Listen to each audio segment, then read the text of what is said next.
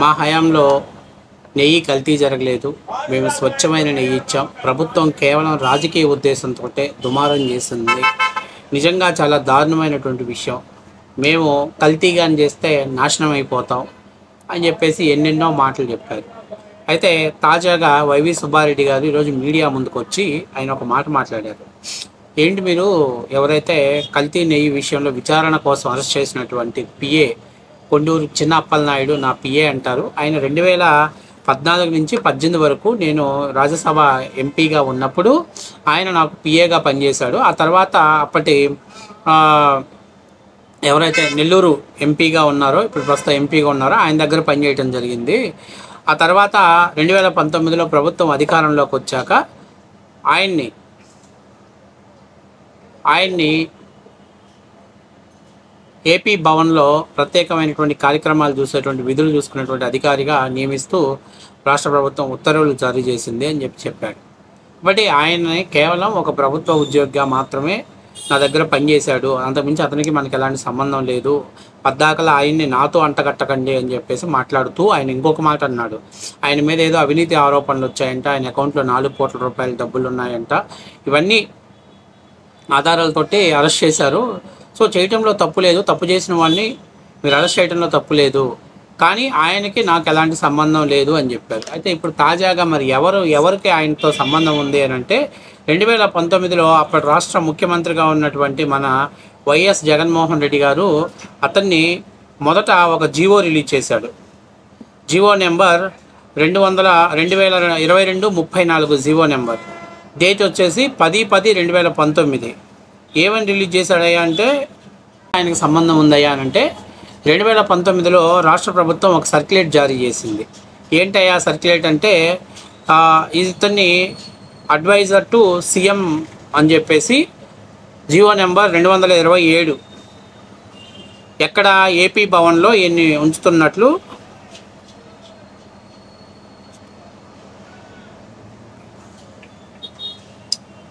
అందరికీ నమస్తే. సో ఇప్పుడు ఎవరికి సంబంధం ఉందయ్యా అని అంటే 2019లో జగన్మోహన్ రెడ్డి గారు ఒక జీవో రిలీజ్ చేశారు. జీవో నెంబర్ వచ్చేసి 227. ఏంటయ్యా అని అంటే అడ్వైజర్ టు సీఎం, ముఖ్యమంత్రి గారికి అడ్వైజర్గా ఆయన ఉంటాడు అని. ఎప్పటిదాకా డేటు దాదాపుగా 3 ఏళ్ల పాటు ఈయన కొనసాగుతారు.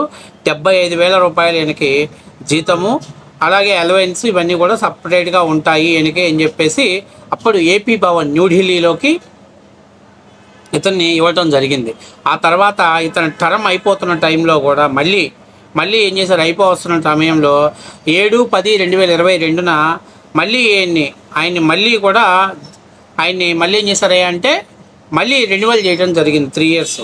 అంటే అసలు ఎవరు ఏంటి ఇవన్నీ ఎవరి ద్వారా నడిచినాయి, ఎందుకు ఇతనికి అంత ప్రయారిటీ ఇచ్చారంటే ఇతను డైరీల దగ్గర నెయ్యి మీరు కల్తీ చేసుకోండి, మీరు స్వామివారికి ఇచ్చే లడ్డూ ప్రసాదాల్లో మీరు కల్తీ చేసుకోండి, కానీ మాకు ఎంత కమిషన్ ఇస్తారు అని చెప్పేసి అడగటంతో ఇతన్ని జగన్మోహన్ రెడ్డి తన పర్సనల్ అడ్వైజర్గా పెట్టుకున్నాడు. అసలు నాకు అర్థం కావట్లా, వీళ్ళందరూ ముఖ్యమంత్రి గారికి సలహాదారులా లేకపోతే కలెక్షన్ ఏజెంట్లా?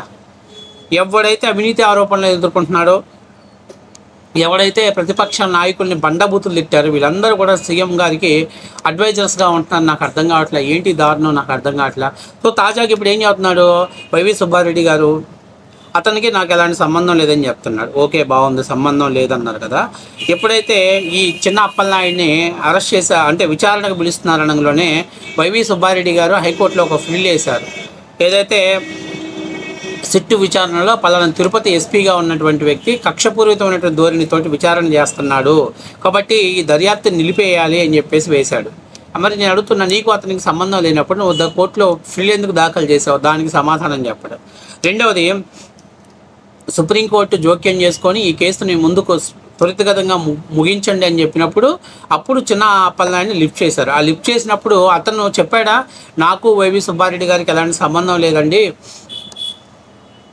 నేను 2018 వరకు నేను ఆయన దగ్గర పనిచేశానని చెప్పాడు. ఆయన చెప్పలే. ఆయన ఏమంటున్నాడు, వైవి సుబ్బారెడ్డి పేరు తెమ్మని చెప్పి నన్ను బలవంతం చేస్తున్నారు, అసలు నీకు సంబంధం లేదు, వైవి సుబ్బారెడ్డి ఈవో ధర్మారెడ్డి పేరుని మీరు అక్కడ పొందపరచాలని చెప్పి చెబుతున్నారు అని చెప్పాడు. మరి ఆ రోజు అనాలి కదా, నేను ఇలా 2018 వరకు ఆయన దగ్గర పనిచేశాను,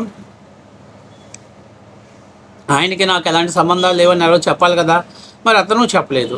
పోనీ ఈయన చెప్పలేదు. తీరా ఇవాళ కేసు తారాస్థాయికి వచ్చేసి ఈవో ధర్మారెడ్డి కూడా అప్రూవల్గా మారిపోయిన తర్వాత ఇక వైవి సుబ్బారెడ్డి మెడకు చుట్టుకునిద్దని అమాయకుడైనటువంటి అప్పలనాయుడిని బలి చేయడం కోసం, చిన్నప్పలనాయుడిని బలి చేయడం కోసం వీళ్ళు స్కెచ్ చేస్తున్నారు. ఆల్రెడీ పరకామణి హుండీ చోరీ కేసులో అప్పటి విజిలెన్స్ అధికారికి ఉన్నటువంటి సతీష్ గారు చనిపోవడం జరిగింది. సో ఇప్పుడున్న ప్రస్తుత పరిస్థితుల్లో బాబాయ్ ఏమంటున్నాడంటే, ఇది మొత్తం అవినీతి జగన్మోహన్ రెడ్డి గారి కనసాగిలో జరిగింది. నేను తిరుమల తిరుపతి దేవస్థానానికి చైర్మన్గా ఉన్నా,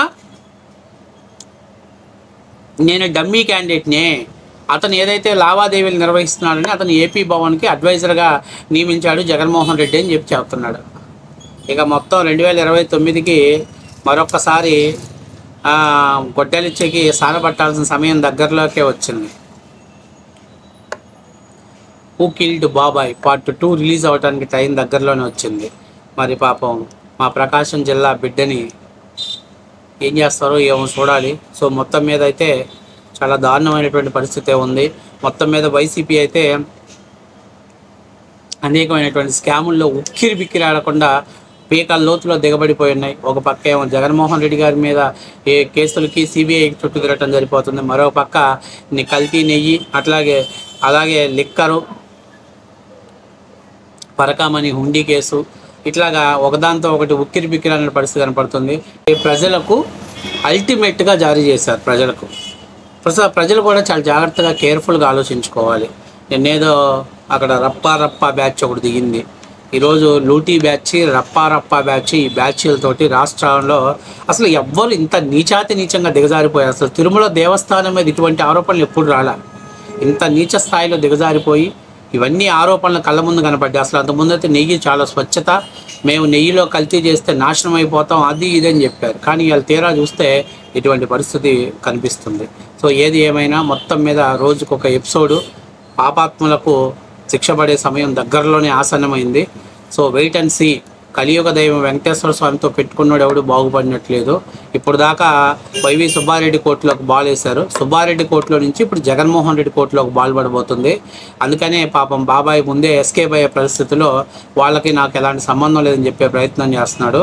ఏది ఏమైనా మచ్చా జాగ్రత్తగా ఉండు, చాలా జాగ్రత్తగా ఉండు. లేకపోతే ఎందుకంటే నీకు తెలియంది ఏం లేదు. వివేకానంద రెడ్డి హత్య, ఆ తర్వాత అందులో సూత్రధారులు, పాత్రధారులు వరుసగా అనుమానాస్పదంగా చనిపోవటాలు, కాబట్టి వైఎస్ కుటుంబంలోనే సొంత అన్నదమ్ముళ్ళు లాంటి వాళ్ళు చనిపోవటం.